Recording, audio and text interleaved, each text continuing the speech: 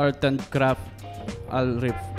Like mo to kung naniniwala kang pustiso rin ngipin ni Damsa. Oo! May pustiso sa ngipin ko kasi ito naman, kaya naging pustiso to, hindi to dahil sa kahit ano, candy o mga kung ano-ano lang po. Tsaka ito, kaya naging pustiso to dahil sa pagbo-boxing.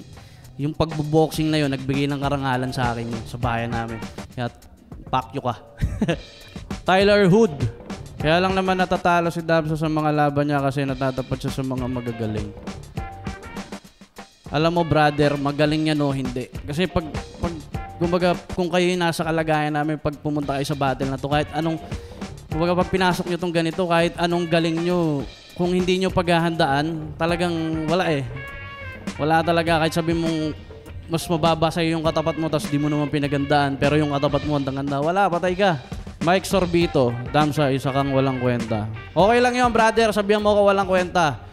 Sa comment ka lang naman makakapagsabi niya kasi pag sinabihan mo ako niya sa harapan ko, halikan kita. Mandy Kimson, pikunin si Damsa pati manonood minumura. Di ako pikon.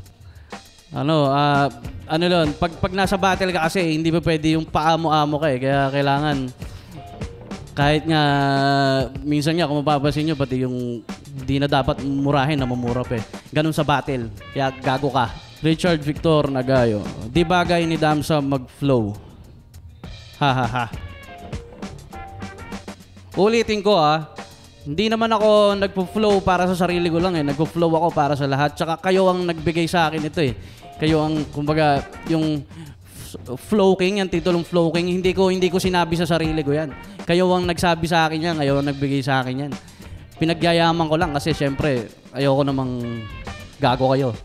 Joselito Villanueva. Kawawa si Damsa, nadaig ni Flick G. Flick G Bars. Kasi si Flick naman talaga, simula't-simula pa lang, talagang alam naman nating lahat na mahusay sa bars yan eh. Jokes.